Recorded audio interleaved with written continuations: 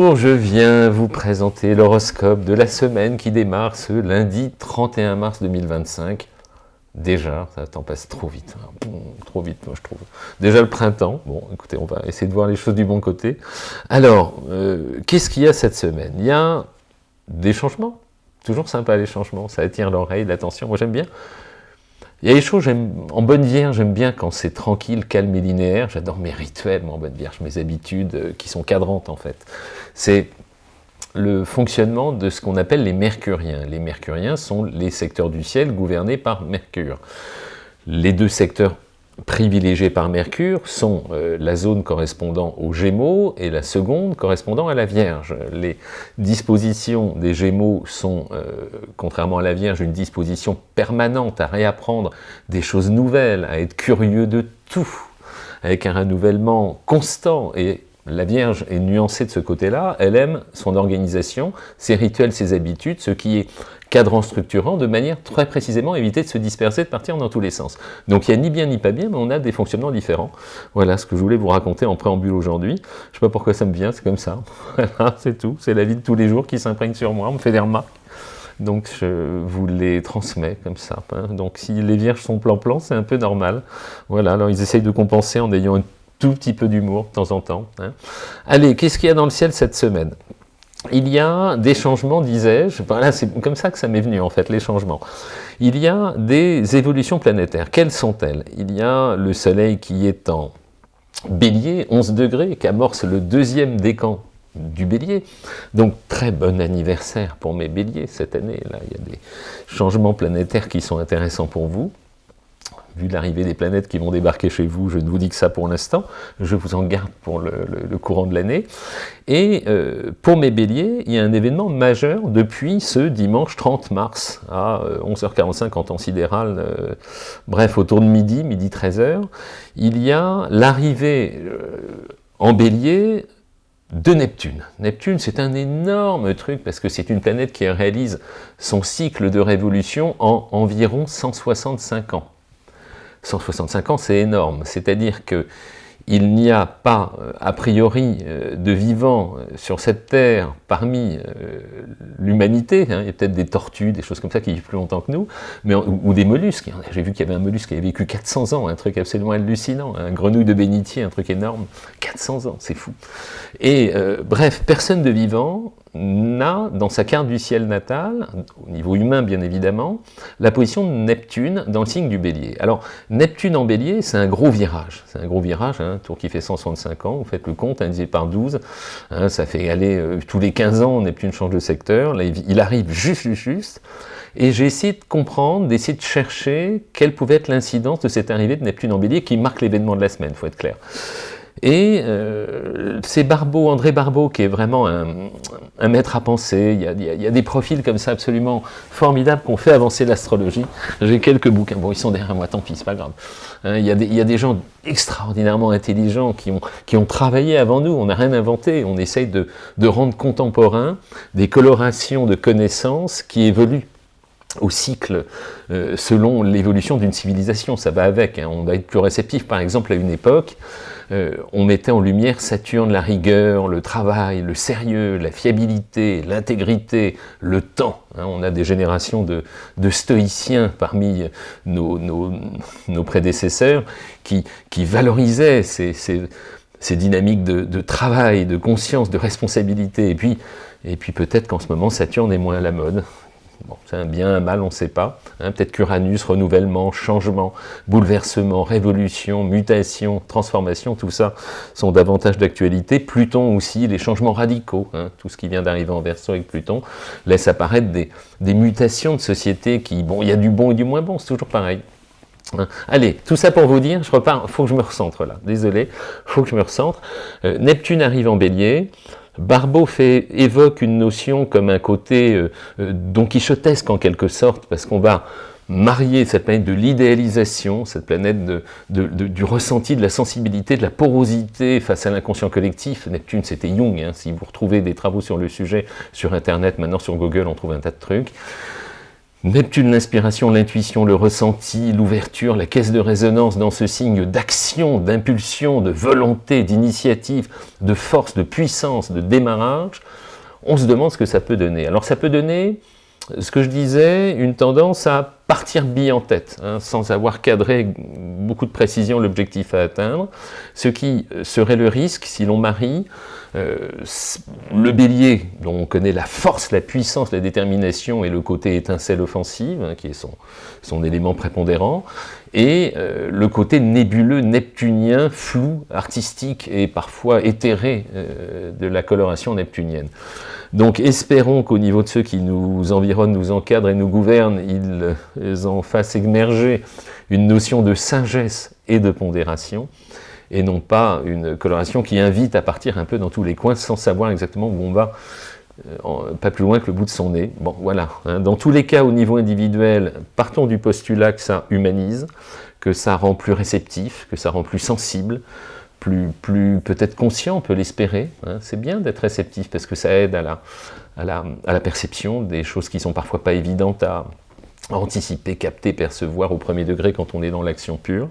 Voilà ce que j'espère avec cette arrivée de Neptune en Bélier. Et puis, si on est très pragmatique, Neptune va apporter une inspiration pour mes signes de feu pendant quelques années. Il va revenir un petit peu en Poisson, il va repartir.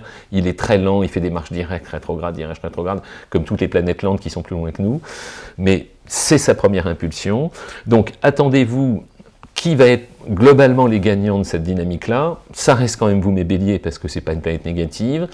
C'est très bon pour mes lions, très bon pour mes sagittaires, très bon pour mes verseaux, très bon pour mes gémeaux. Vous, 5, entre guillemets, amorcez une dynamique où l'inspiration va être plus fluide, tout simplement, avec la capacité à vous ouvrir sur de nouveaux horizons, à essayer de voir les choses de façon un peu plus large, un peu plus lointaine, un peu plus globale peut-être aussi. Donc en matière de sources d'inspiration, c'est pas mal. En revanche, je sens que ça va coincer un peu. Si vous appartenez au premier décan Cancer, attention, il y aura un carré de Neptune qui arrive, donc votre hypersensibilité va falloir me la canaliser. Premier décan Balance, vous aussi, votre côté arrangeant, là, attention à ne pas l'être trop, hein, parce que Neptune, il crée du flou. Et premier décan Capricorne, vous qui êtes particulièrement pragmatique, lucide, objectif et concret par nature, le carré de Neptune, il ne devrait pas vous faire beaucoup de dégâts à vous, parce que votre nature réaliste, parfois même un peu trop, va juste gagner un petit peu en ouverture, en élasticité, en tolérance. Je pense que c'est comme ça que ça va se jouer. Voilà, ce dont je n'ai pas parlé, vous n'êtes pas concernés. En revanche, c'est une vraie bénédiction pour tous ceux qui avaient des planètes, des séquences en 3e décan Gémeaux, 3e décan Vierge et 3e décan Sagittaire, parce que Neptune formait, avec ces 3 séquences-là, ce qu'on appelle une opposition avec moi les Vierges, et des carrés, des tensions avec mes 3e décan Sagittaire et 3e décan Gémeaux, le flou, l'hyperréceptivité, le nébuleux, l'imprégnation, la sensibilité, etc., qui pouvaient être surdimensionnés, ben ça va se poser un peu, et normalement on devrait souffler. Voilà, chacun son tour, chacun son tour. Voilà, je vous ai fait un long laïus pour Neptune, mais parce que c'était l'occasion, hein, une planète aussi énorme qui bouge comme ça, c'est pas anodin. Qu'est-ce que j'ai d'autre? Donc très bon, allez, je reprends le fil. Pardon, j'ai encore un peu de la crème, désolé. Ça a passé avec les bouchons. Soleil Bélier, disais-je. Soleil 11 degrés, très bon. Et excellent pour la vision d'ensemble, Bélier, Lion, Sagittaire, Gémeaux, Verseau. Ça ne change pas. 2 aspects hyper importants bougent cette année, cette semaine. Mercure et Vénus, Mercure la communication et Vénus l'amour, l'affection, sont ce qu'on appelle dans des marches rétrogrades. C'est-à-dire que vu de la Terre, on a l'impression que ça recule. Mercure et Vénus vont être respectivement là ce lundi à 29 degrés des Poissons rétrogrades pour Mercure et à 28 degrés des Poissons rétrogrades pour Vénus. Donc Mercure et Vénus, vous l'aurez compris, sont repartis en Poissons et vont rejoindre doucement une planète qui s'appelle Saturne. Donc c'est pas un cadeau, je vais vous faire un laïus derrière pour vous raconter quelque chose d'un peu technique sur le sujet. Bref, ça reste quand même très intéressant pour mixer réflexion, intuition, ressenti, communication avec Mercure, mais en même temps affection, charme et délicatesse avec Vénus, mais en même temps, et les 3 sont conjoints, sagesse, recul, retenue, prudence, pondération avec Saturne. Pour qui? Plutôt bon pour le coup pour mes Poissons, plutôt bon. Très bon dans tous les cas pour mes cancers et mes scorpions, mes capricornes et mes taureaux.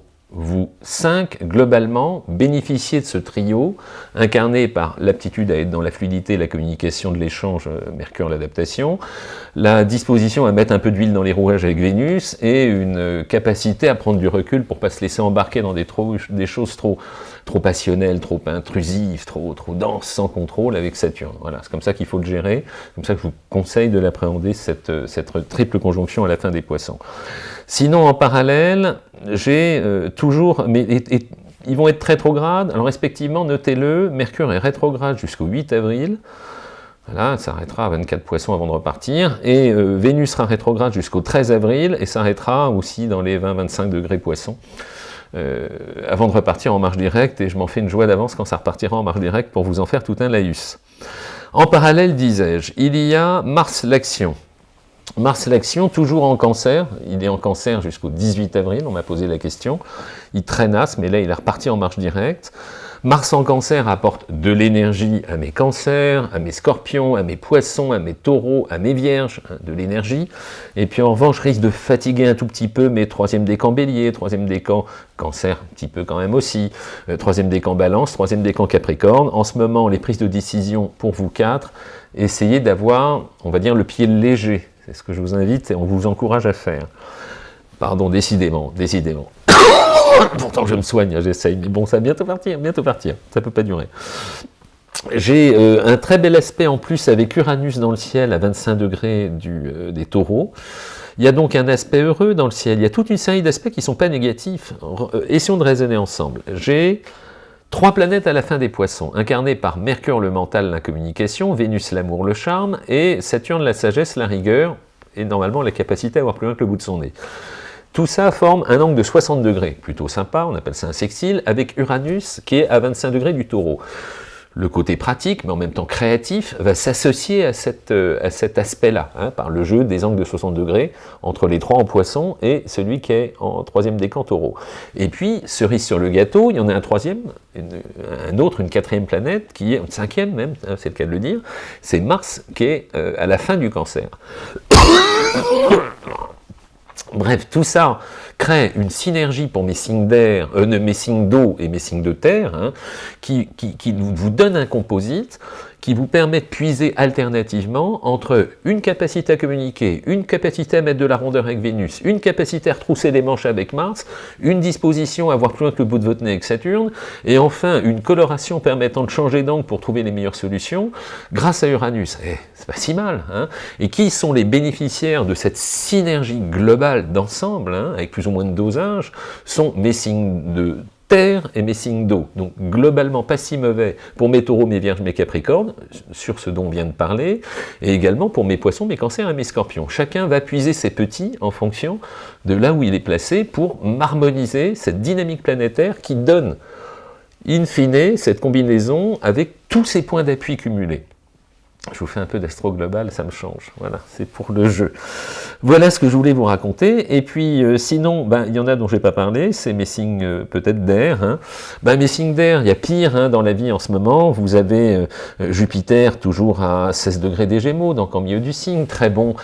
Allez me chercher de la bonne humeur avec le printemps pour mes Gémeaux, mes Balances, mes Verseaux, mes Béliers et mes Lions. Hein. Jupiter, jusqu'au 10 juin, vous protège. On va pas refaire un roman, mais vraiment, j'aime bien moi quand Jupiter est dans le coin. Et puis, il y a toujours Pluton qui arrive à 4 degrés. Il grimpe, hein, 4 degrés des Verseaux, 4 degrés du Verseau. Donc, perdez pas le fil si vous avez des planètes début Verseau, début Balance, début Gémeaux, début Bélier, début Sagittaire. Pourquoi? Parce que, encore une fois, tout ce qui se dessine en toile de fond en ce moment est intéressant. Parce qu'il est possible que ça soit des pistes à creuser sur des projets à longue échéance. Voilà, ça c'est Pluton, c'est sa fonction, son job, sa coloration, et ce qui vous invite à voir, vous projeter sur des ambitions profondes.